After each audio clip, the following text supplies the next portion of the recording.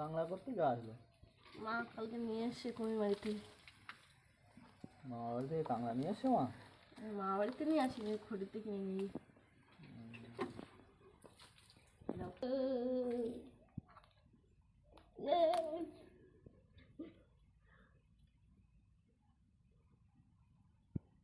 মা বল উপরে হাগুলো ছুটে এসছে।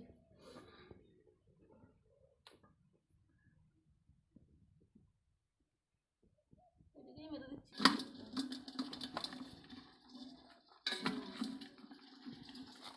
5, 6, 7, 8, 9, 10, 11, 12টাই আছে। কটা নেবো আমরা? কজন?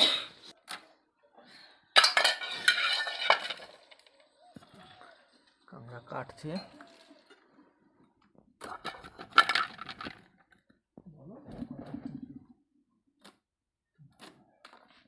গ্রামের দিকে এই কাংলা পাওয়া যায় বলো? নদীতে।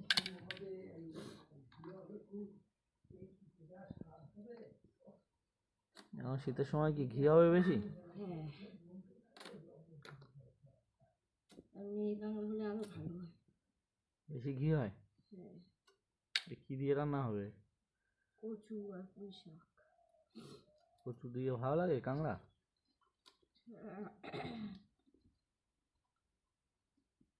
মা কচু নিয়ে এসছিলাম।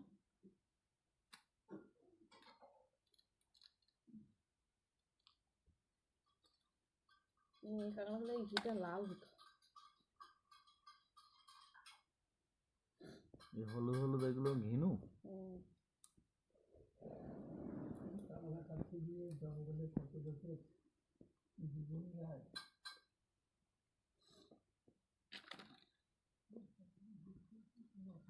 সুন্দরবনের জঙ্গল থেকে এই কাংড়া ধরে নাকি? আমি আজকে না দেখি একটা দুটো ছিল, সে কোথায়?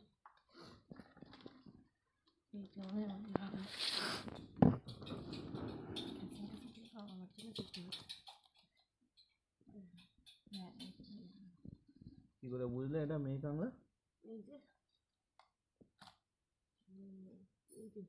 এইটা ছেলে কাঁকড়া, এটা ছোট থাকে, আর মেয়ে কাঁকড়া এটা বড়। আচ্ছা,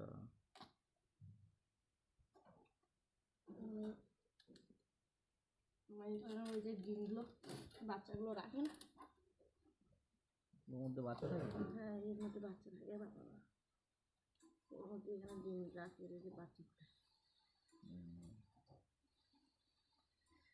কাংড়া ধরতে যাওয়া বিশাল চাপের। কাংড়া ধরতে যায় মানুষ নৌকায় করে, গিয়ে ওইখানে বাঘে খায়। বাঘের সামনে পড়ে গেল তো মানুষ জীবন শেষ।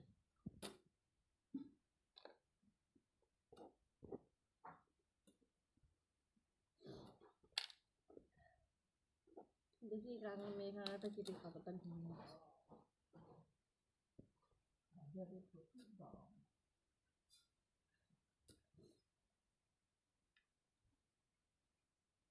এই জন্য এই কাংড়া বাজারে অনেক দামে বিক্রি হয় প্রচুর।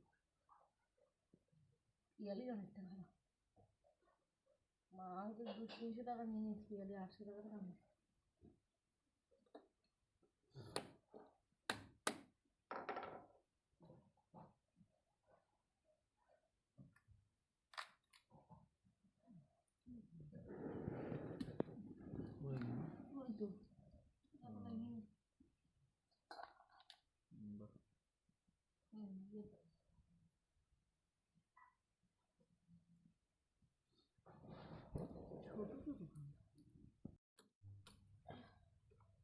বাবা শক্ত, খুব শক্ত শক্ত নাকি? এটা বড়, আর এতে একটা পা ঠ্যাং একটা আগে খুবই নিয়ে গেছে। ভাঙার সময় এরকম করে ভাঙতে হচ্ছে, খাওয়ার সময় মানুষ কীভাবে ভেঙে খাবে? তারপর দাঁত শক্ত, আমার তো দাঁত শক্ত নেই, খেতে হবে না। একটু ফাটিয়ে দিই, রস মাছ ঢুকবে না।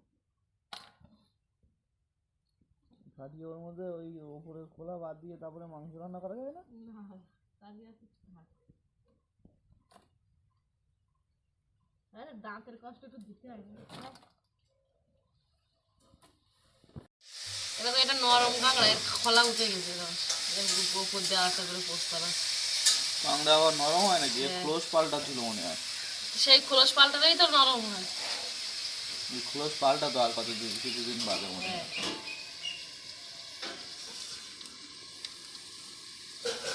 কিছুদিন আর দিনের মধ্যে খোলস উঠে গেছে।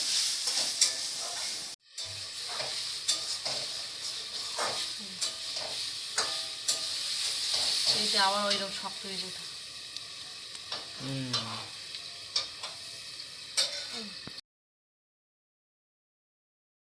নদীর কাঁকড়া তো গায়ে কাদা খুব ছেলা মতো, তাই কাটার পরে ভালো করে ধুয়ে নিচ্ছি, আমি জলে ভিজিয়ে রেখেছি, ধুয়ে নিচ্ছি।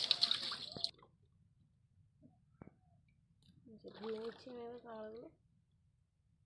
এই যে বাগানে এখন আমি পুঁই শাক কাটতে এসেছি, কিন্তু কোথা দিয়ে কাটবো বুঝতে পারছি না। পুঁই শাকের সব ডিম এসেছে, বিটুলি এসেছে, তাই কি করবো এই ভাবছি। ওইখান থেকেই একটা ডাল কেটে নাও। বড় হয়ে কোথায় চলে যেতে চাচ্ছি না। বড় হয়ে কেন, যেগুলো কচ ছেড়ে বেরিয়েছে সেরকম কাটো। বিটুলিয়ে এসেছে। ওই যে যেগুলো কচ ছেড়ে ছেড়ে বেরিয়েছে ওইগুলো কাটো। এই কচি। হ্যাঁ হ্যাঁ। এবারের পুঁই শাক তো ভালো মোটা হয়নি। না মোটা হয়নি, আর সে কিরম এর আমার আগানি আর কি দিয়ে হয়েছে, এর গায়ে কি কিরম কিরম ডুমডুম তিনও না ছিঁড়ে যাবে।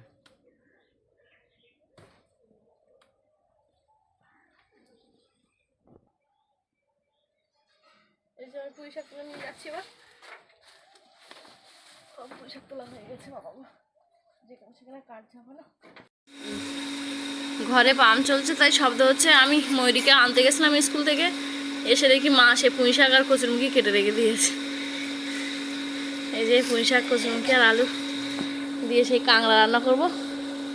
আর সকালবেলা আমার যা রান্না করেছিল লাউ আছে, লাউয়ের তরকারি বাবার জন্য হয়ে যাবে। তাও ভাবছি একটুখানি ঝিঙে টিঙে আছে, ওইটা দিয়ে বাবার জন্য আর একটু তরকারি করবো কিনা। সকালে কেউ খায়নি, সে যা গেছে দোকানে ভাত নিয়ে, তো সে এখনো ফিরিনি, ও খায়নি। আমি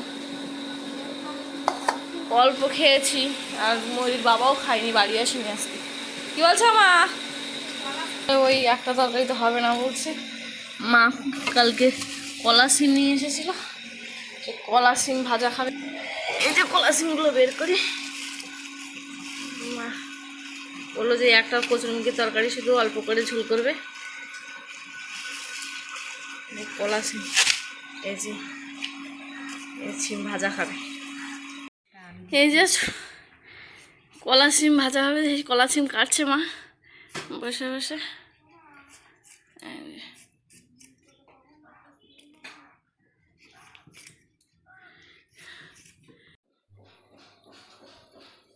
এই যে সেই কাঁকড়াটা একটু ভেজে নেব, এই কাঁকড়ায় নুন আর হলুদ দিচ্ছি।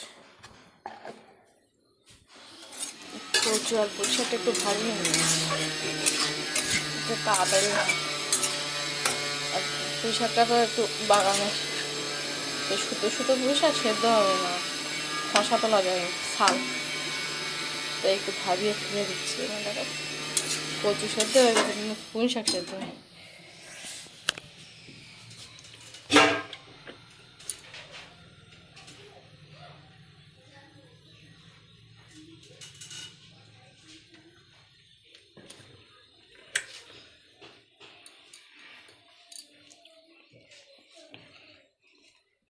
কাঁকড়াটা তেলে দিয়ে দিচ্ছি। কাঁকড়াটা গরম জলে দেয়, কিন্তু আমি আজকে সেদ্ধ তরকারিতে দেবো বলে গরম জলে আর দিইনি। এরপরেই এটা দিয়ে দেবো, সেদ্ধ তরকারিটা। ওইটি কাঁকড়া ভাজা চাইছি, কাঁকড়া ভাজা খাওয়া যাবে না এখন। এই যে সেদ্ধ তরকারিগুলো দিয়ে দিচ্ছি, কাঁকড়াটা ভাজবো না বেশি, এই কাঁকড়ার টেস্ট নষ্ট হয়ে যায়।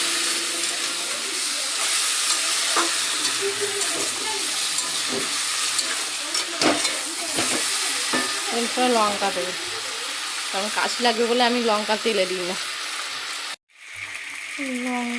লঙ্কা দিয়ে দিয়েছি, আর একটা টমেটো ছিল সেটা দিয়েছি কেটে।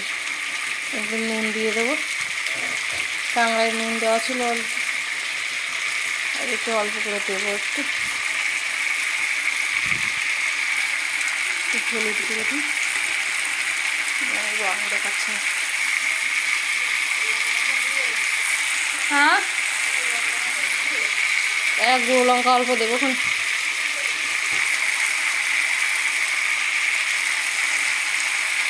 দেখি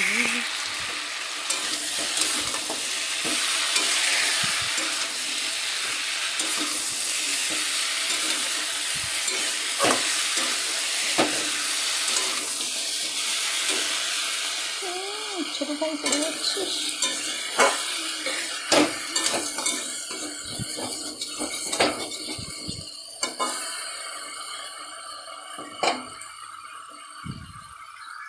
এই যে কচু তারপরে এবার জল দিয়ে দেবো।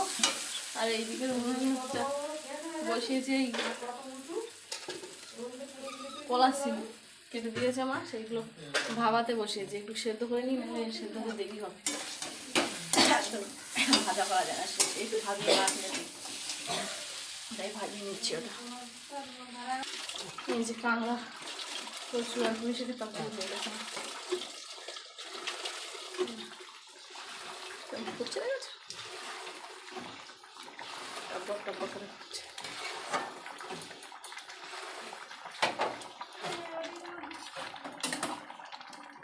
এদিকে সেদ্ধ হয়ে গেছে। এই যে কড়াইতে কটা শুকনো লঙ্কা কেটে দিয়েছি, দিয়ে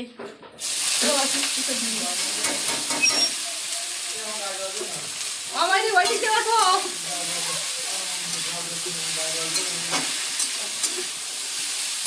চান করেছি সব, নুন দিয়ে দিয়েছি, হলুদ দিয়ে দিয়েছি।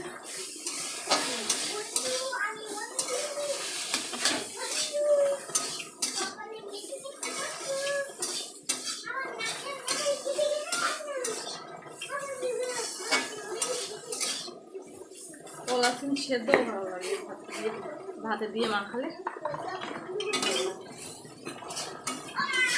ও পরো কি প্যান, এই যে ইয়ে হয়ে গেছে কলা সিম ভাজা। আমার একটু খেয়ে নুন দেখেছ, খেয়ে দেখতে পেলাম নুন ঠিক আছে কিনা। এবার থেকে নামিয়ে মশলা দিতে হতো, কিন্তু নেই গুঁড়ো মশলা।